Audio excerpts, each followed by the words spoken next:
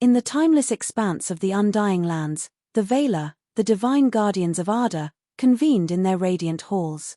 The shadow of Sauron, the Dark Lord, was creeping once more across Middle-earth, poisoning the hearts of men, corrupting the ancient forests, and stirring unrest among the free peoples. To counter this growing menace, the Valar chose 5 emissaries from among the Maia, lesser spirits of their kin, to walk among mortals and guide them. These were the Istari, the wizards, and chief among them was Olorin, who would come to be known as Gandalf. Olorin was reluctant at first. His heart, though wise and compassionate, trembled at the thought of facing Sauron, whose power he had witnessed in ages past. But Manwë, the lord of the Valar, and Varda, the star-kindler, saw in him a spark of courage and wisdom unmatched. "Go, Olorin," Manwë said, "for your love of the small and humble will be their salvation." Thus, clad in the form of an aged man with a weathered cloak and a staff, Olorin arrived on the shores of Middle-earth at the Grey Havens, around the year 1000 of the Third Age. The elves of Lindon, led by Círdan the shipwright, greeted him. Círdan, with his piercing foresight, saw the fire in Olorin's spirit and gifted him Narya, the Ring of Fire, one of the 3 elven rings. "This will aid you in kindling hope where despair takes root," Círdan whispered. Gandalf, as he was named by the men of the North, accepted the ring with a nod, feeling its warmth against his heart. His journey had begun. For centuries, Gandalf wandered the wilds of Middle-earth, a solitary figure cloaked in grey, his staff tapping softly against the earth. He did not settle in grand halls like Saruman, the White Wizard, who took residence in the Tower of Isengard, nor did he seek the lore of ancient libraries like Radagast, who dwelt among the creatures of Mirkwood. Gandalf's path was among the humble farmers, merchants, and villagers who knew him as a bringer of tales, fireworks, and quiet wisdom. In the north, among the men of Ornus remnants, he earned the name Mithrandir, the Grey Pilgrim. He walked the crumbling roads of Anúminas, listened to the songs of the Dunedain, and shared pipes of Longbottom Leaf with hobbits in the Shire, a land yet to play its great part. To the hobbits, he was a meddlesome old man, always stirring their youth to adventure with his stories of dragons and distant mountains. Yet Gandalf saw in their simplicity a strength unknown even to themselves. His wanderings were not aimless. Sauron's influence was growing. Orcs multiplied in the misty mountains, and whispers of a shadow in Dol Guldur reached Gandalf's ears. He visited the elven realms of Rivendell and Lothlorien, consulting with Elrond and Galadriel. "The enemy stirs," he told them, his grey eyes clouded with concern. But his form and purpose remain hidden. In 2063, Gandalf ventured alone into Dol Guldur, the dark fortress in Mirkwood. There, he glimpsed a power he could not name, and though he escaped, the encounter left him wary. The shadow fled, and for a time, Mirkwood breathed easier, but Gandalf knew the respite was temporary. By the Third Age's 28th century, Gandalf's suspicions deepened. The shadow had returned to Dol Guldur, stronger and more malignant.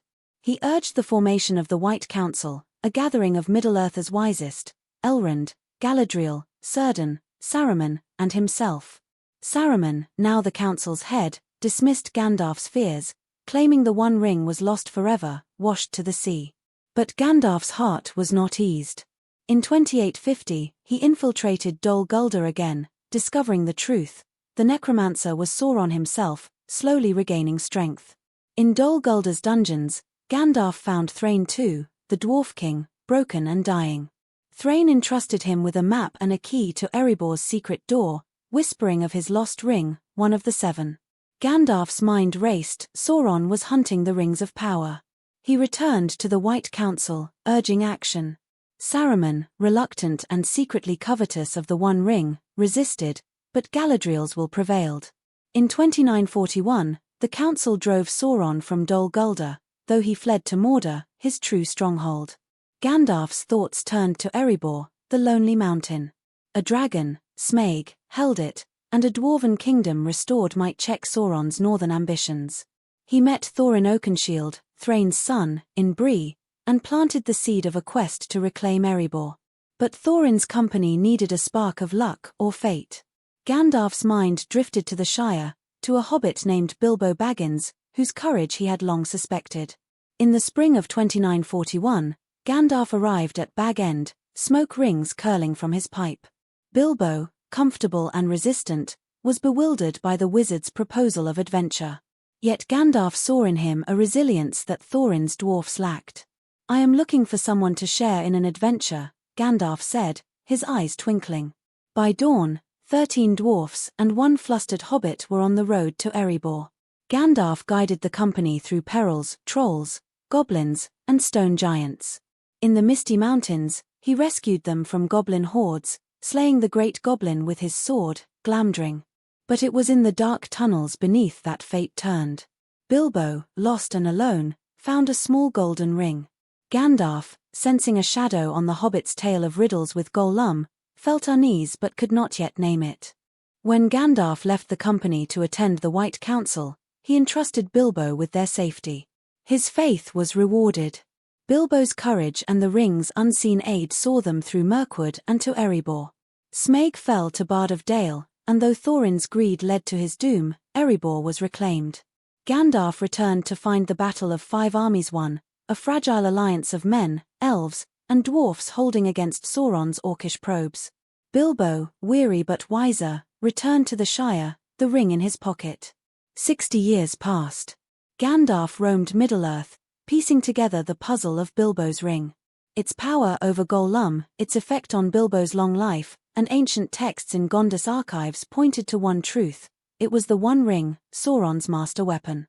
In 3001, Gandalf attended Bilbo's 111th birthday, watching as the hobbit vanished with the ring. His heart heavy, Gandalf urged Bilbo to leave it for Frodo, his heir. Bilbo, reluctant, departed for Rivendell, and Gandalf's fears were confirmed.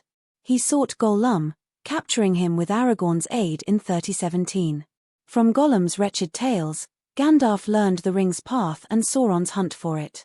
In 3018, he tested the ring in Frodo's fire, revealing the fiery script of Mordor. "This is the One Ring," he told Frodo, his voice grave. "You must bear it, for none other can." Knowing Sauron's eye was turning to the Shire, Gandalf sent Frodo to Rivendell, but treachery awaited. Saruman, corrupted by his own lust for the ring, betrayed Gandalf, imprisoning him atop Orthanc. Gandalf's heart sank as he saw Saruman's army of Uruk-hai forming. But hope came on wings. Gwaihir, the great eagle, rescued him, and Gandalf fled to rally aid. In Rivendell, he joined the Council of Elrond, where Frodo volunteered to destroy the ring in Mordor. The Fellowship of the Ring was formed: Frodo, Sam, Merry, Pippin, Aragorn, Legolas, Gimli, Boromir, and Gandalf. The Fellowship's path was fraught. In Moria, Gandalf faced the Balrog, a demon of Morgotha's age. On the bridge of Khazad-dûm, he stood alone. "You shall not pass," he roared, shattering the bridge. The Balrog fell, but its whip dragged Gandalf into the abyss. The Fellowship mourned, believing him lost. In the depths, Gandalf battled the Balrog through fire and shadow, ascending Ziraxigil's peak. There, he slew the demon but perished in the act. His spirit, freed from its mortal form, lingered until the Valar intervened. Sent back by Iluvatar's will, Gandalf returned as Gandalf the White, clothed in radiance, his power and purpose renewed. He reunited with Aragorn, Legolas, and Gimli in Fangorn Forest, revealing Saruman's treachery. In Rohan, he freed King Theoden from Wormtongue's spell, rallying the Rohirrim. At Helm's Deep, he led Erkenbrand's cavalry, turning the tide against Saruman's army. With Saruman's staff broken and Isengard flooded by Ents, Gandalf turned to Gondor, where Sauron's shadow loomed. In Minas Tirith, Gandalf became the de facto leader as Denethor, the steward, descended into madness. He counseled strategy, bolstered morale, and saved Faramir from Denethor's pyre. During the siege of Gondor, he faced the Witch King, holding the gate until Rohan's horns sounded. The Battle of the Pelennor Fields raged, and though losses were great, victory came with Aragorn's arrival. Gandalf's heart remained with Frodo and Sam, now deep in Mordor. He led a desperate march to the Black Gate, drawing Sauron's eye from the Ringbearer. As Frodo faltered at Mount Doom, Gandalf's hope wavered, but Sam's loyalty prevailed. The ring was destroyed, Sauron's power shattered, and Barad-dûr fell. Gandalf crowned Aragorn King Elessar, seeing the age of men dawn. He visited the Shire, ensuring its healing from Saruman's brief tyranny. In 3021, he accompanied Frodo, Bilbo, Elrond, and Galadriel to the Grey Havens. His task complete, Gandalf boarded the ship to the Undying Lands, Narya gleaming on his finger. "I was the enemy of Sauron," he said to Frodo, smiling. "And now, I go home." Gandalf's saga was not one of swords or sorcery alone but of hope kindled in the darkest hours. From the Shire's green hills to Mordor's ash, he wove a thread of courage through Middle-earth's tapestry. His fireworks, his laughter, his stern rebukes, and his gentle guidance lingered in the hearts of those he touched. The Fourth Age began, and though Gandalf was gone, his light endured in the Free People's memory.